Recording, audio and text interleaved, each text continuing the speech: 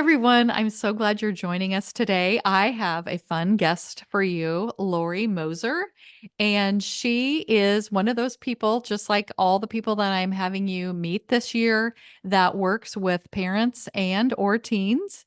And it's all about mental health and how we can help families. And I want you to know about all these people because everybody needs a life coach, parents, kids, and there's lots of us out here and we just want to help all the people. So I want you to know about what she does. She owns a company called Staying Active Health and Wellness. And I'm just going to pretty much let her tell us all about that. And we'll just have a conversation about how she works with parents and how we can help parents to have a thriving, happy life. So, Lori, thanks for being with us. Thank you, Cynthia, for having me. I'm such privileged to be on your podcast. So thank you so much for having me. And I'm excited to have this conversation with you and Yay. share some hopefully valuable knowledge with your audience. Yes. Well, tell us, why did you get started with this business that you have?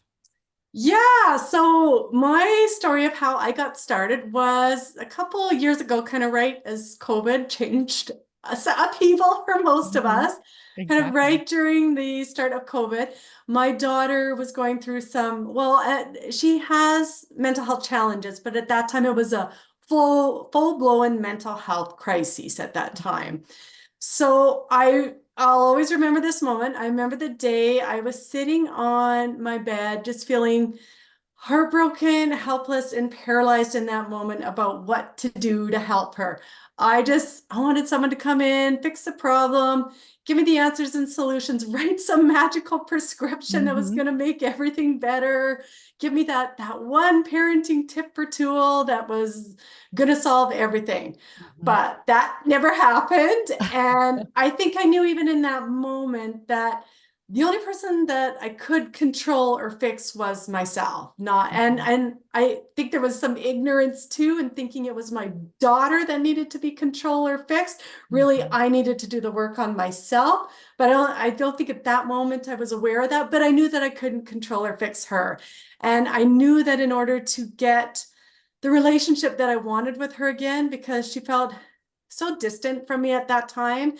There was no connection happening at all. Most of our interactions were negative or upsetting or ended up in frustration and yelling. Mhm. So it wasn't working what I was doing.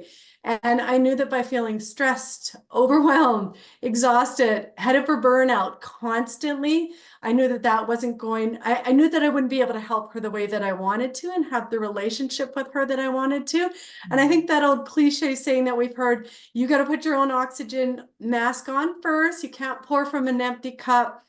I think I realized those are cliche for a reason. They're so true that you Mhm. really can't help those that you want to and that need you the most if you have nothing left to give because Mhm. you are so depleted and have no energy. And that's where I was at that moment. So I Mhm. think so I remember even that day I started with some journaling, and it's not that I after journaled I felt wonderful and everything was roses, but I think it made enough of a difference for my mental health and well-being, just getting that rumination, those negative thoughts out of my head onto paper, that I thought, well, this feels good. So I started implementing journaling 5 minutes every day consistently, and that started to make a big difference. So Mhm. slowly I incorporated some other self-care tools. And what I found that did is it ended up giving me a better state of mind. I felt more calm and hopeful, and then had more energy to be able to interact with her. So Mhm. because I wasn't reacting all the time. I was learning how to manage I was learning how important my state of energy was and how I showed up for her, because that completely affected how she would react to me if I was upset and escalated. Whereas if I remained calm, that completely changed her energy level too. Yes, because we mirror people's energy levels. Completely. And Yeah, so those that's mirror so neurons, true. right? Mhm. Exactly. Yeah. Well, I'm glad that you figured that out. So then you took that information that you were learning and decided, I'm going to help other people. Is that right? Yeah. So then what happened is I realized that so it was breathing, journaling, and movement, that those were the three self-care tools I was implementing daily. Okay. I think the reason, again, it wasn't even consciously I I picked these ones. I think I picked them because I realized they were easy to do, for one Mhm, thing. They were free at the most basic level and accessible to pretty much everybody, right? Like mhm. everybody has to breathe to live. So why Right. not learn how to do it effectively and to actually help us regulate our nervous system? So Mhm, I think that's why I found and I found that breathing, I found I could do when I was feeling myself getting upset or triggered in an interaction with my daughter. I found that if I took that pause and did even a couple rounds of breathing, it made such a difference. So mhm, that's why I found breathing such a powerful coping tool. And then movement. I mean, we all know how important movement is. And I just found that if I added, and I'm really big on, it does not have to be, because a lot of the moms that I talk to are like, I'm so stressed already. I don't have an hour to go to the gym. And mhm. I find I'm so passionate about, you do not have to go to the gym for an hour. Right. You can spend 5 minutes. Like, I like to incorporate these little mini movement breaks. So if I've been sitting for an hour, going up and down my stair, like something where I'm actually moving my body, and it just Mhm, changes my state of mind. And then journaling. I just found journaling so powerful to get my thoughts out of my head and onto paper. And it started to help me reframe too, and to look at the situation in a different perspective and understanding. So that's why I picked those three tools, and why I have a course on how I think those three tools can be so beneficial for moms, and how you can 5 minutes, like 5 minutes can make such a difference. But what mhm. really changed too for me was why I'm so passionate about doing group support programs is when we were going through the mental health crisis with our daughter, we had to go to counseling. It was mandated, which was a good thing, or I probably would have gone. And Mhm. being part of a group, just Cynthia, that completely changed how I felt about the situation, because it gave me hope. Like, yeah, I Yeah. went from feeling, even though I had great family and friends that were supportive, it's still not the same if someone doesn't Mhm. have a child going through this. So to be around other parents that were going through similar experiences, it gave me hope. I felt understood and Mm. seen, and like there was people that I could share with. Yeah. Well, it's almost like the people who aren't going through it, but they're being nice. It Yes. feels, I don't know. I struggled with my son's grades one time, and my educator friends, whose all their kids had straight A's, and my son was failing things, they're like, "Oh, well, I just don't let my child get bad grades." And I was like, "Okay, well, can you tell me how to do that? Because I Yeah. can't, I don't know how to make him get straight A's, like, how do you do that?" And so people that don't go through it don't really understand the Yeah. struggle, because they're like, "Well, I just don't do it that way," or "I don't," and even though they're friends, or they're, trying to be helpful, it's not helpful if they haven't actually experienced it. So I I love the group completely. aspect too, because I think we all feel like there's something wrong with us, or we're alone in any bad things that are going on, or things that feel bad. And we're not really alone. We just don't know that other people are experiencing it. So being in a group where people are talking about it is like, "Oh my gosh, I'm not the only one." And that always feels relieving to me. Every time I've realized I wasn't the only one in something, it's been like, "Oh my gosh, there isn't something wrong with me after all." Yes. Mhm. Yeah, So what I'm you're glad that you are offering that to people, because that is wonderful. Well, the things that you're talking about, the journaling, the movement, and the breathing, those are the things that I teach the teens about with their anxiety Oh, management. So I'm wondering, and you probably do this, but do you ever have then the parents and their teens who are struggling do some of these things together to kind of help each other? that is a great idea. No, I haven't worked with the teens at all yet, but that is a great idea, because I'm a big believer, and I'm sure you're too, Cynthia, that we have to be the role model, right? Yes. For if we're telling our kids to do something, we have to be the role model. Like, for example, we have a rule of no phones at the dinner table, and I brought mine a few weeks ago. I had it on my lap. So they did see, Mhm. they did. They called me out on that, which was great, because it's great That to is be held great. to accountability. Yeah. But yeah, I feel really strongly about, like, I think as parents, it's really easy to give our advice and tell our kids we want them to do, or they should be doing. But if we're not doing that, for me, I really feel like I'm really being, I'm not being setting a good example. And I feel like for me, I'm being a hypocrite if I'm Mhm. telling my kids they should do something and I'm not doing it myself. So I'm a really Mhm. big believer in, yes, being the example for our kids. So my kids know that, like, every morning I wake up at 5:30, and I'll start by saying, I hate waking up at that time. I've Mhm. been doing it for 4 years. I don't think I'll ever like it, but I do it because it works. It's before the Mhm. kids are up for Yep. school. So I'm able to get done those things like journaling, movement, meditation before the kids are up. And as we know, as once the day starts, there's so many unexpected issues and challenges and things that come up. So I think it just becomes a lot easier to make excuses as to not be able to do those things, because by the end of the day, and I'm sure you and a lot of moms are, I'm exhausted, right? So I, Mhm. like, for me it really works. And I say to my moms, if they don't already have a self-routine care, a self-routine program implemented, really try to do something in the morning, even if it's Mhm. 5 minutes. And so Mhm. yes, so back to your question. So my kids know that. They know that every morning mom goes downstairs to exercise, mom journals. If the door is closed, I'm meditating. So they Mhm. know these things. So they see that I'm doing it. And Mhm. on the few times when I've happened, because maybe holiday sick, or stuff's come up because life happens, Mhm. they know. Like, I even had my son say to me once, did you get your movement in today? Did you journal, mom? And I'm like, no. He's like, I can tell you're stressed. So I thought, by me not doing that, that was a perfect example for him to see, wow, when mom does do this stuff, she's a better mom. Like, she's Yeah. a better mom for all of us, because she's not as stressed out, so that I'm not Mhm. reacting and yelling.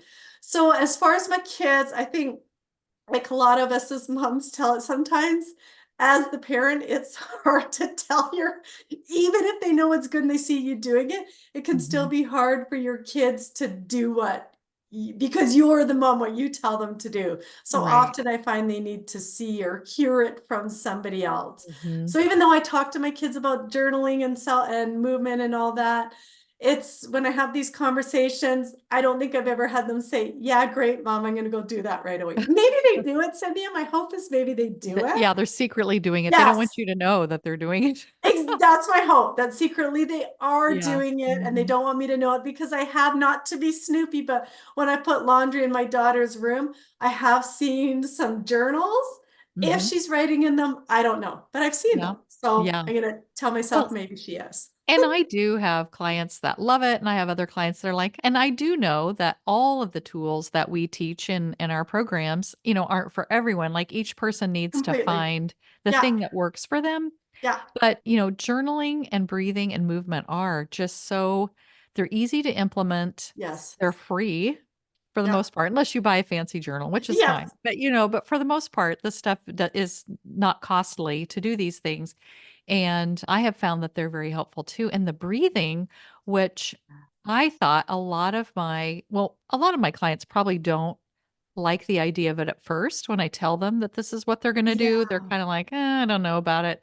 But when I ask them towards the end of our program, I'll say, like, "What was some of the things that really stood out to you? What's something that you are so excited that that you're gonna take forward?" Many of them say the breathing. Oh, And one of the girls, she said, "I get such a tightening in my chest when I have yes. anxiety and starting to have a panic attack."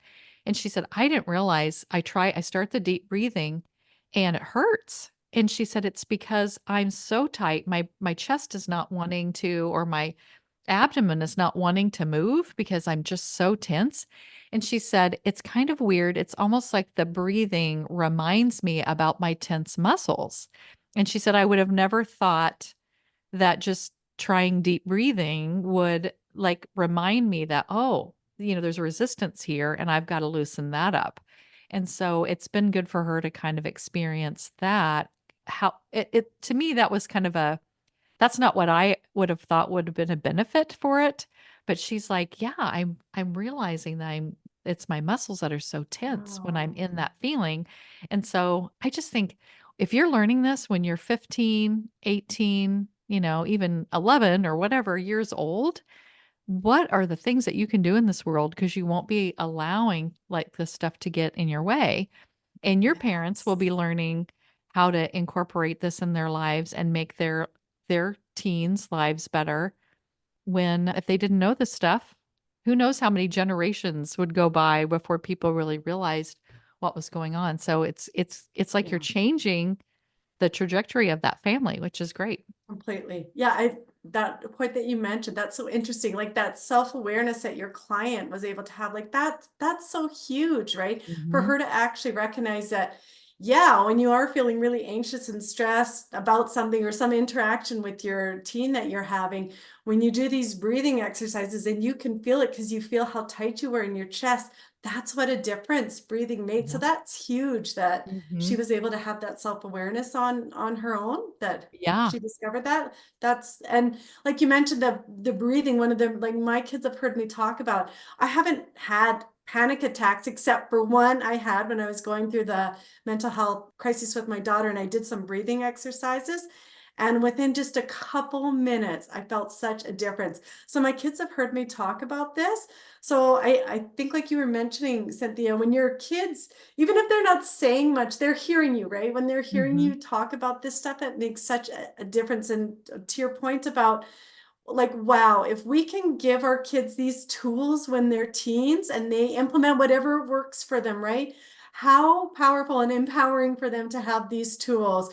Whereas Mhm. if you don't hear about, like I have one of my, someone I know who's in, I won't say who it is, but somebody who I know who's in their 70s, who, I mean, I give her lots of credibility, or lots of props for knowing she has anxiety and stress and that self-awareness, but it is a lot harder to start implementing Yes. those self-care tools that you've never learned about when you're in your 70s than if Mhm. you're a teen. A lot Yeah, harder. there's just a lot of that old stuff in your mind. All those old thoughts or old beliefs are hard to change when you've had Yes. them for 70 years. Yep. So, yeah, Yep. I love it that we're kind of opening up the minds of people too to be different and to Completely. think about things differently.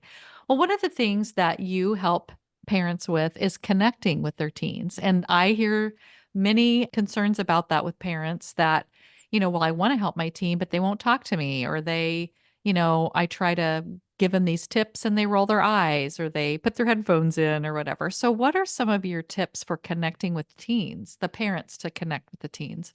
Yeah, one of the most and I don't, I can't take credit for this. I learned it from someone who was a family therapist. I saw that really she was the one who most changed how my perspective and understanding with my daughter, and then changed my parenting strategies and how I showed up.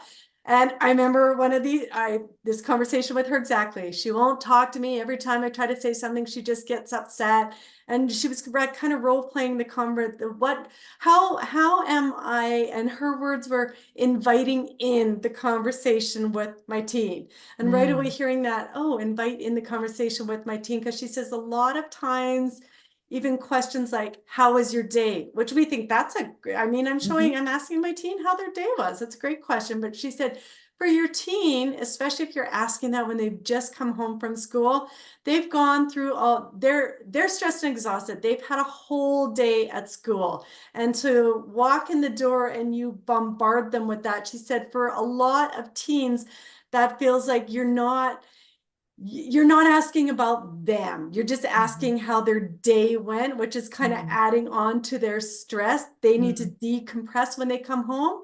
So she said a lot of times is when you're asking the question. So pick your time. Like I know for me, after school is not a good time to ask my kid, unless it's something I absolutely have to, not a good sure. time to have conversations with my Mhm, kids. They need, like I do too, after a stressful day, they need to decompress. And then she said, just the questions you're asked. So instead of how was your day, for example, I remember her saying this, and I've used it many times with my kids. Oh, I remember you had a presentation, an exam that you were worried about, or you were working really hard on. How do you feel that went today? Because then they mhm, can't just, you're, that's open-ended, right? It's not a yeah, yes or no. They gotta tell you how they feel it went, if they're right, open to it. But right sure. away, I'm showing interest in their day or asking about their friends. I now will say to my son, oh, so where do you and for your friends like to go and hang out for lunch? So again, I think a lot of it is asking better questions, Mhm, asking better questions to your kids. And then also, I think the listening is so huge. As parents, I'm sure you found this at times, Cynthia. We want to give our brilliant advice and Mhm. solutions to our Yes, I teens. want to solve the Oh problem. yes, totally. I want to solve your problem. And it's Mhm. hard because we don't want to see our kids in pain, especially if we Right. think we have a solution for it. But so many times they just want us to listen. Like they Mhm. just want us to listen. They just want to feel heard and understood, and they just want us to listen. So I always tell the moms that I'm working with, just unless your teen has said, and the family therapist that I saw that changed how I started communicating with my daughter said, ask your daughter or ask anybody, do you want my advice or do you Mhm. just want to listen? So unless Mhm. your teen says, yes, I want your advice, and usually they don't, usually they Right? just want you to listen, just listen. Just let, Mhm. maybe they're just venting about the day they had at school or some stressful interaction with a friend they had. So just listen to them, and Mhm. you don't even have to say anything, but Right. nod your head, right? And yes, Well, I understand. and I think the more you leave it like that, like, just listen, "Oh, that Yeah, sounds really yeah, difficult," or, whatever, they're gonna be much more likely to come later to ask for your advice completely, than if completely. you give the advice, and so, really, ultimately, we do want to help them solve their problems because that's Yes. part of our guidance with our Yeah. kids.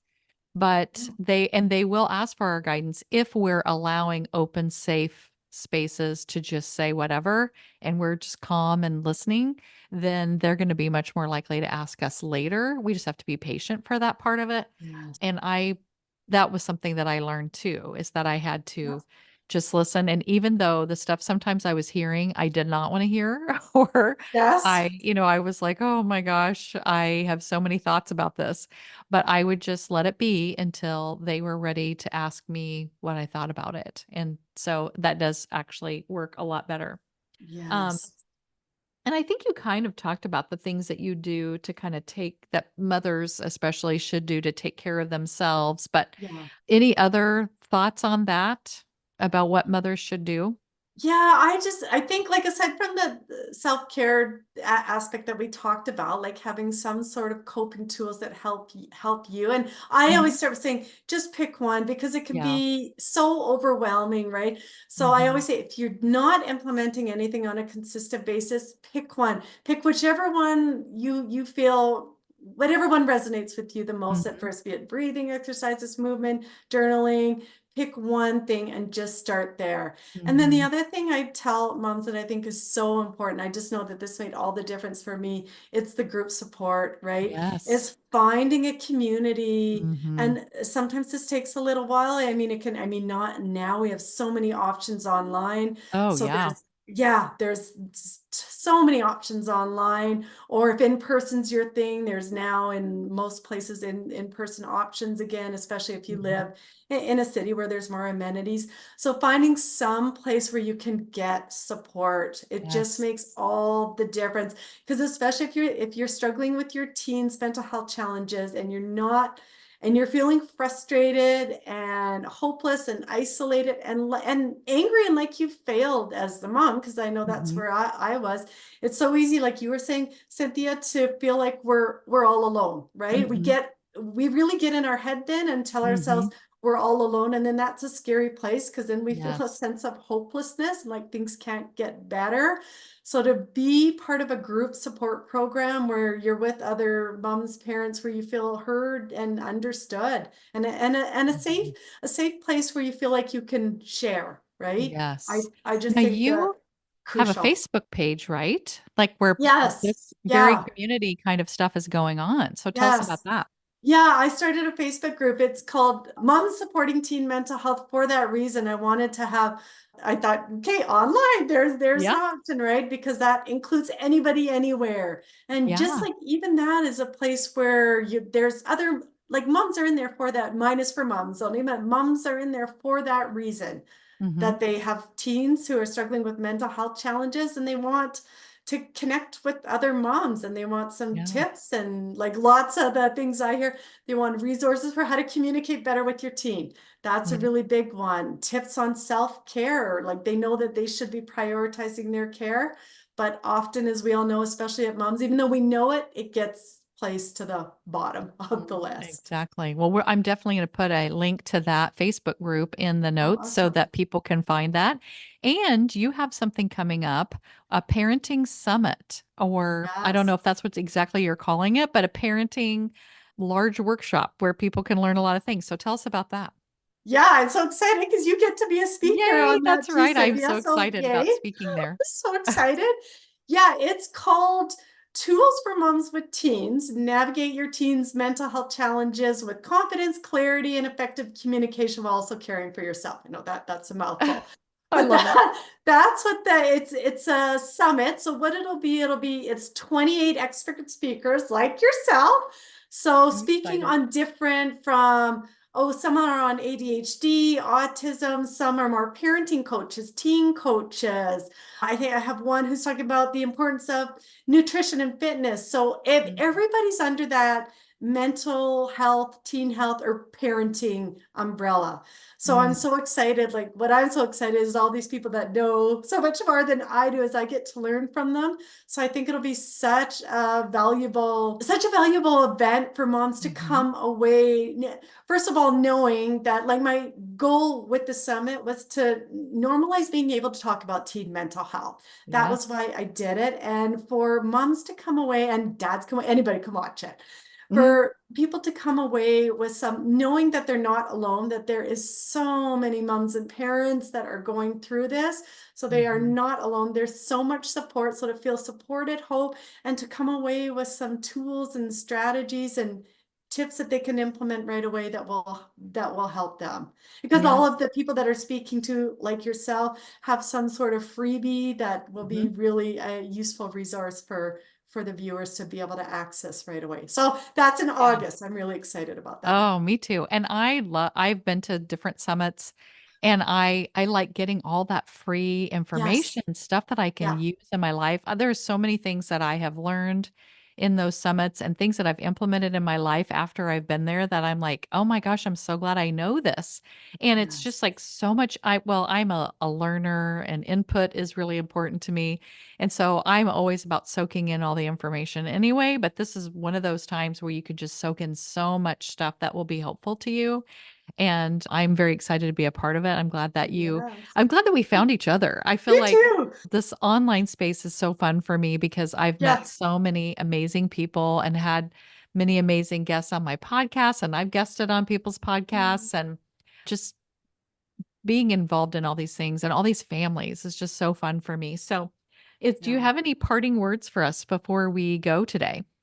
Yeah, just like kind of further piggybacking off what you were saying, Cynthia, about like one of the reasons I love Summit is you come away with new tools and resources and just all the knowledge you learn. So I just want moms to know that there is so and more all the time because there's more talk about mental health and especially for teens. I think we all know that COVID did a real number on all of our teens, Mhm. especially. It was really Mhm. hard on that age group, so that there's so much more support now and there's so much more resources and you are not alone. And yeah, don't do it alone. Don't try to do it alone like I did at first, because there is so much resources and help out there and people that are going through what you are going through and who could be such a valuable source of support for you. Mhm, definitely. Yes, there are enough of us to help if you are reaching out to find them. Completely. There's people everywhere. So, thank you, Lori, for being with us today. And I'm going to put all your information out so people can find you and get part of your Facebook group and join us in the summit. Yes. Thank you, Cynthia. It was a real privilege to be able to talk to you today. Thank you so Oh, much. definitely.